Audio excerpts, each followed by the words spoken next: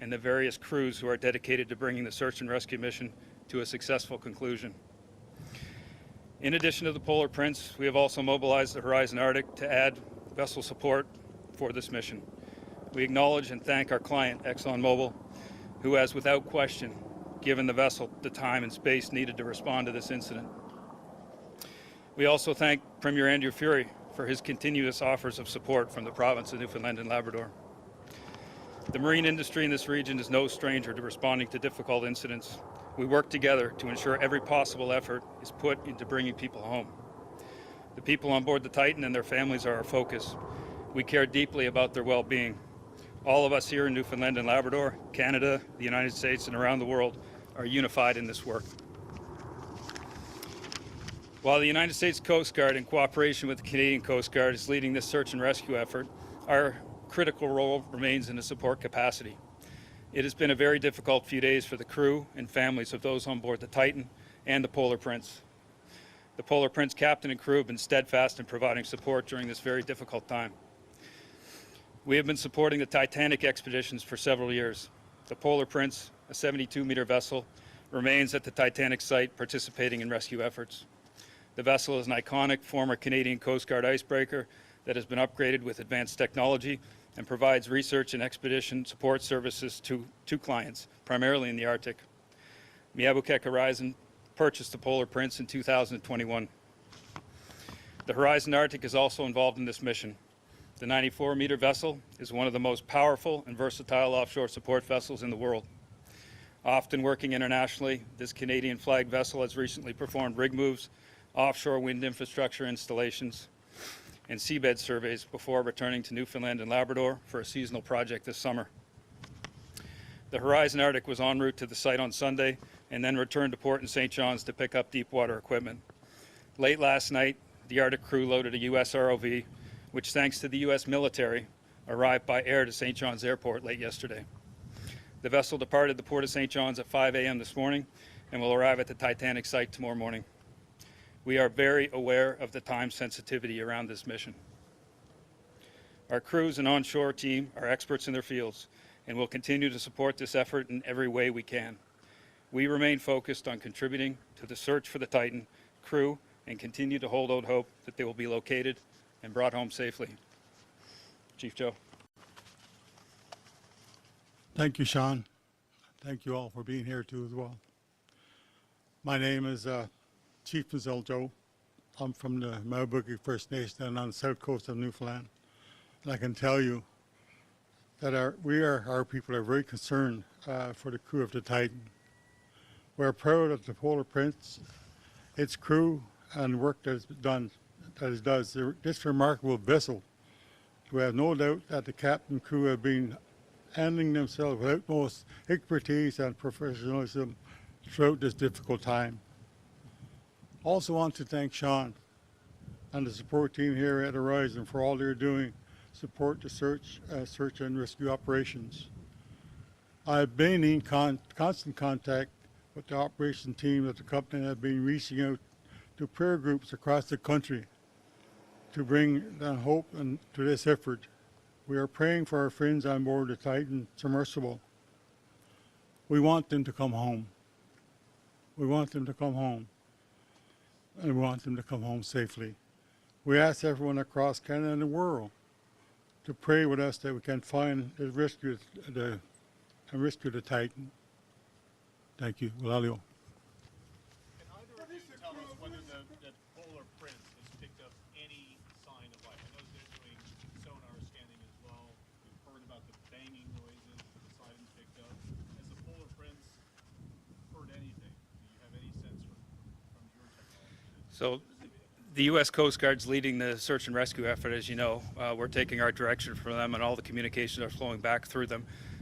They had a fairly in-depth conference about an hour and a half ago, I think, and they've covered all that, so we have nothing further to add. What does your crew say about the conditions out there? What does your crew say about the conditions out there? How difficult is it to operate? Are they going to stay indefinitely? The North Atlantic is always a challenging place, especially in the region that we're in. The weather is not overly significant at this point, but it always presents a challenge in the region. Have you had any concerns about working with OceanGate? The Polar Prince lost contact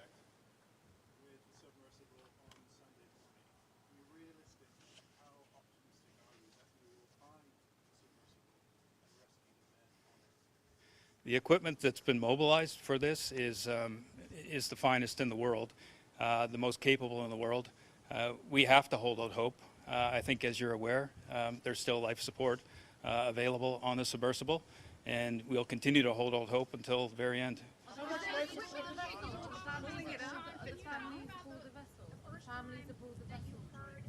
That you had communications after the dive began, after an hour and 45 minutes after you lost connection. Can you say anything about what, if any, communications you had when the dive started, and that period of time that we don't have any information until authorities were made aware that the vessel had missed its arrival time to surface?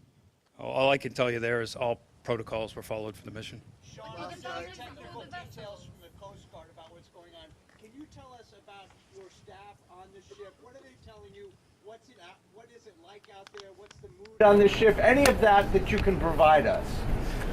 These are extremely professional and experienced crews. This is an unprecedented situation, but I can assure you that they're handling their responsibilities very professionally and fully focused on trying to find the submersible and bring those people back safely. Sean, Did any family members go out on the vessel? Have any Sean? family members gone out on the vessel? Sorry, just ask some questions. Are the families aboard the vessels right now during the search and rescue operation? Can you tell us a little bit about that? That's a question I can't answer. What support are you giving them with the families? The U.S. Coast Guard's leading the search and rescue effort, and all of that's being funneled through U.S. And Coast Sean, Horizon Maritime does a lot of different things in the world. This is one of them. But I take it this community, this exploration, it sounds they're colleagues. They've been here for many years. They're friends. They're family to you guys. What is? I mean, you do a lot of things, but what is this situation like? Yeah.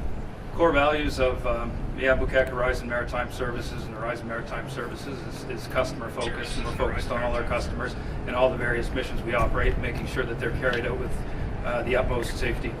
How many trips have you done with OceanGate? Towing it from Did you. you Just say that first, just so you've asked the question. Is there anything out there that's capable of lifting this thing up from the depths that it's presumed to be and bringing it back to the surface? There's a lot of variability around the question you're asking there, but the equipment that is on site and coming to site is the most capable of the world, and some of that equipment is certainly capable of reaching those depths. How much time do you think there's left to be able to, if you were to have success, how much oxygen is left? How much time is there left to be able to actually keep these people alive, get them out alive? There's variability around that question as well, Patrick. It's difficult for me to give you any more detail than the U.S. Coast Guard's already provided in their briefing. Can you Can tell us you about say exactly what time your vessel, the Polar Prince, launched the Titan? Exactly, specifically what time Sunday morning? I don't have that off the top of my head, I'm sorry. Can you tell us about the sense of urgency last night with getting the gear off the aircraft, down here with the police escort and onto the ship and out of here? Can you talk us through that with the people who are working?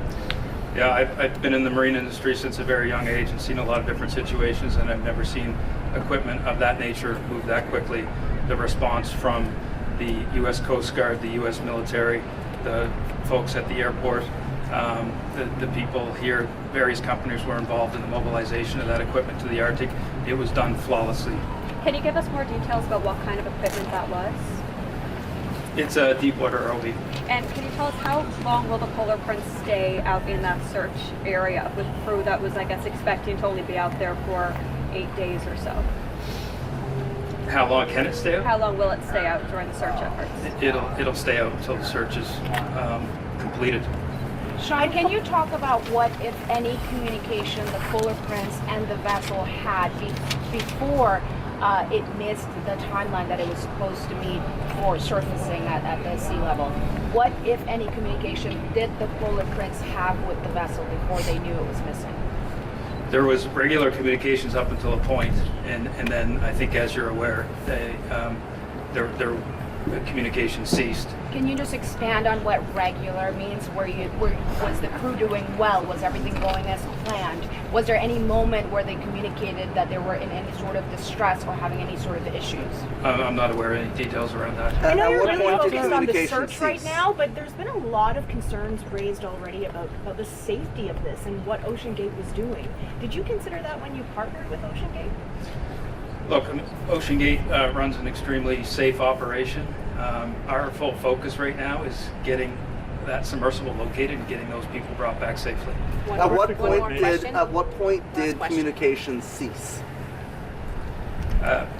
When they were diving to the Titanic at some point during it. But do you have a timeline on that, specifically There is a when you timeline. lost I don't- communication? I don't have it on the top of my head. Could you just tell us a little bit about how often you're in contact? Okay. Just one more question. Just how often you're in contact with the crew of the Polar Prince, and what kind of information are you getting from them? We're in constant contact with the crew of the Polar Prince. Our emergency procedures kicked in immediately. Our emergency room next door is staffed 24/7 with a group of extremely capable people, and there's live communication with How the many vessel crew at all are times. aboard out there on your ship? How many crew? We've got 17 crew on board the ship. Sean, That's it. why did it take so long for the emergency services Thank to you. get Thanks, notified? Sean. 70 or 17? 17. That's okay.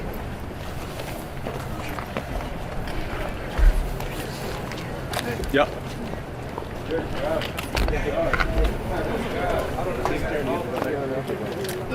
One thing